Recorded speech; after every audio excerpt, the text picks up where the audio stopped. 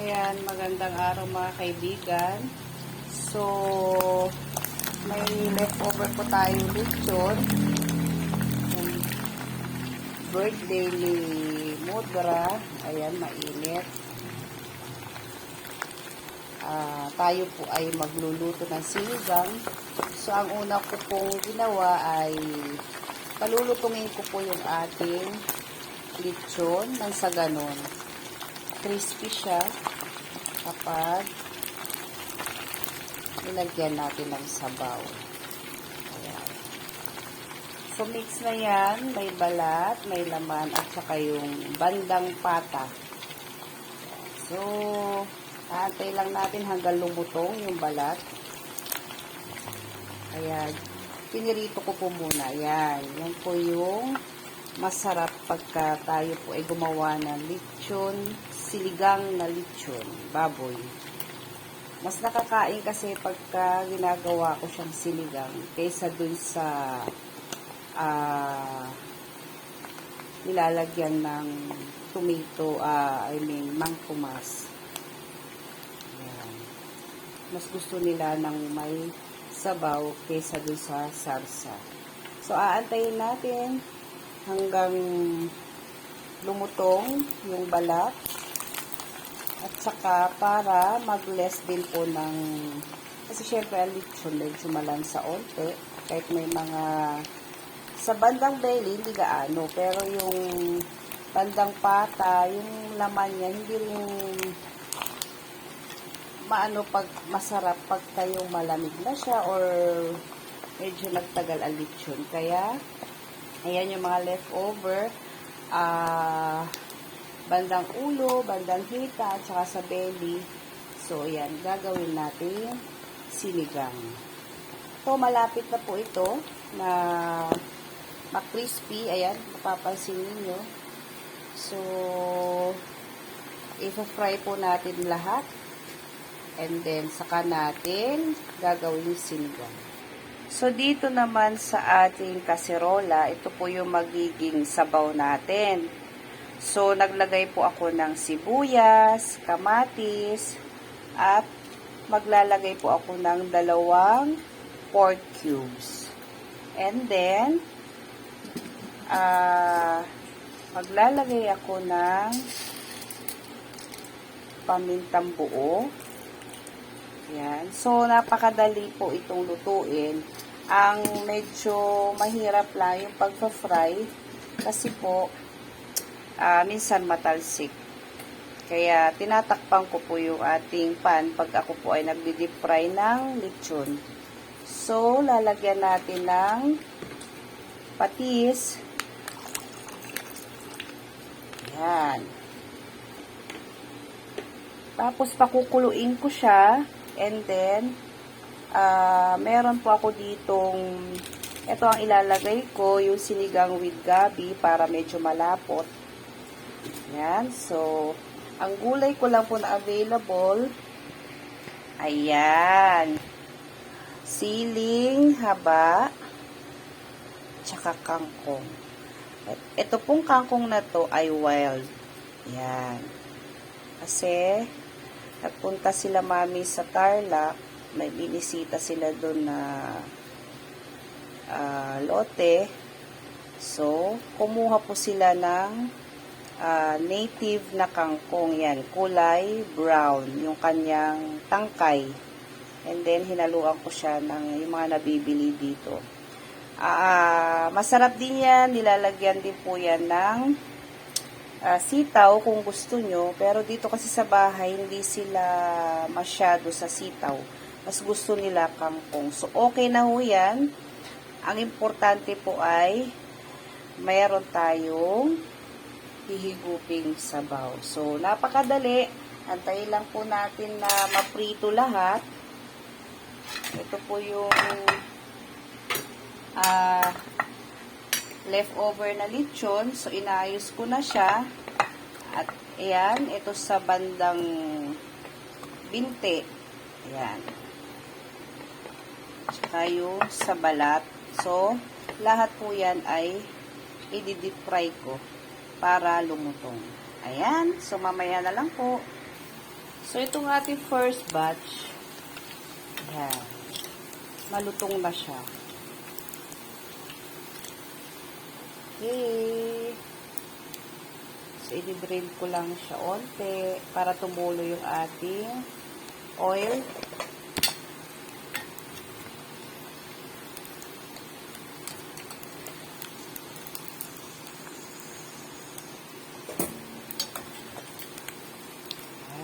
Sarap yan mamaya pagka nilagyan natin ng sabaw. So, ito yung ating magiging sabaw. Magdadagdag lang ako ng onting magic sarap. At saka onting asin.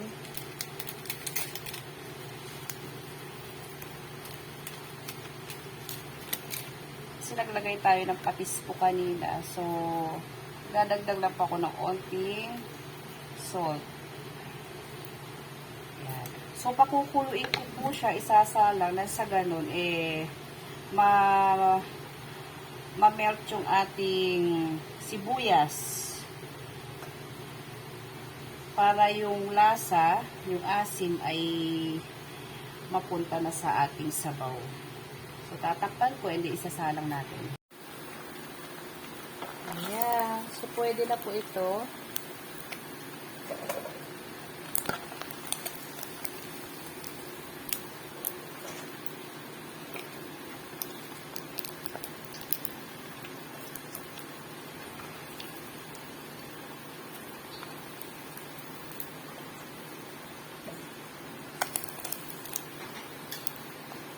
So, nabawasan yung taba.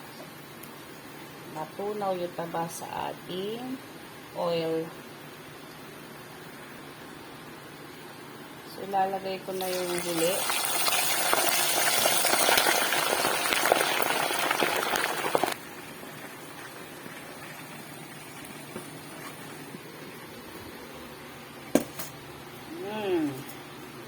Tapusin ko lang. Tutuin, iprito. Yan po yung ating sabaw, kumukulo-kulo na. So, mga 2 minutes pa para yung ating kamatis ay lumambot ng husto. And then, titikman ko mamaya kung okay na po yung lasa, yung alat, yung timpla. Another 2 minutes. Sa galon po ay magkalasa ng gusto yung ating sabaw. Ayan na yung ito na po yung last batch. Halos mga balat na ito. Yung huli. Tsaka yung sa paa. Ayan. Sa pata. So, yan. Malutong na siya.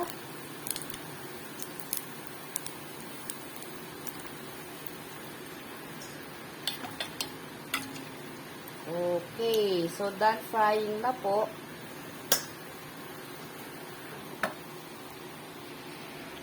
Ayan mga kaibigan, kung mapapansin po natin, halos hiwalay na po yung balat ng ating kamatis. So ayan mga kaibigan, kung napapansin po natin, medyo okay na yung ating kamatis. Ayan.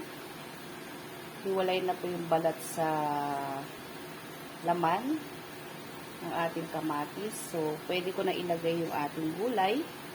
Unahin ko po yung ating siling green. Sa ganun po ay magkaamoy na. And then, yan. So, ilalagay ko na po mga kaibigan yung ating kangkong. So, kangkong lang po ang ilalagay kong gulay. Dahil nakakangkong ang mga tao rito. Ayaw nila ng sitaw. Hindi sila fan masyado sa sitaw. Ako lang kumakain. Yan. Mas masarap sana kung may rin po ito, okra. Ganun pa rin. Ako lang po ang kakain. So, doon na tayo sa kangkong. Yan. So, antay lang natin kumulo mga 2 minutes para lang maluto yung kangkong. Yan, tatakpan ko po. So, wait lang po natin. Within 2 minutes, okay na po yan.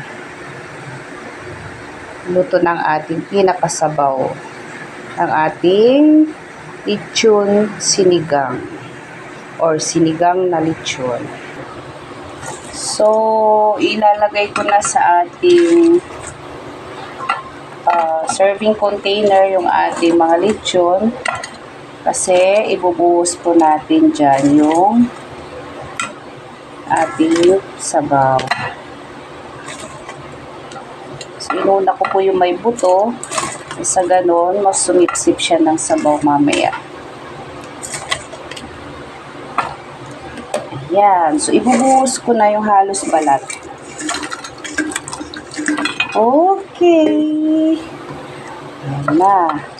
So, paluto na yung ating sabaw. Ayan. Ito may balat, oh.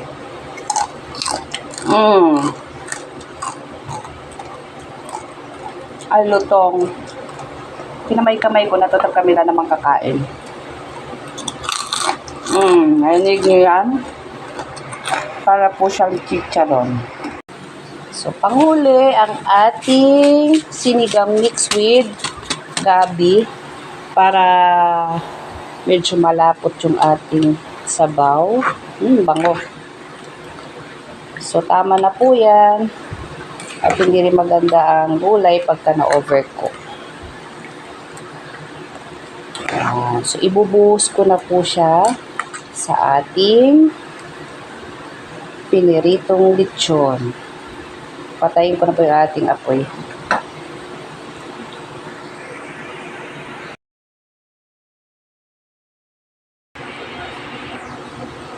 So, ayan. Uunahin ko po yung ating gulay. Lalagay ko lang siya sa isang side. Sa ganon. Ayan.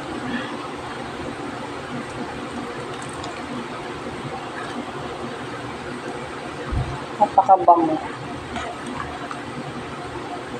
Bango ng ating lechon. Sinigang na lechon. Okay. Next naman yung ating sabaw. Woo! O yan. Naputok-putok. Naririnig nyo po yan. Pumuputok-putok yung mga balat. Kasi na-crispy siya. And then, binuhusan natin ng sabaw na napakainit. Yan. Yummy. Kain na po tayo mga kaibigan.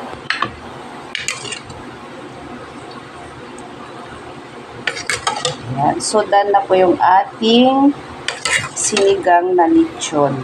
Pork lechon, sinigang. Yan. Kahit pagbalibalik na rin, okay na ho yan.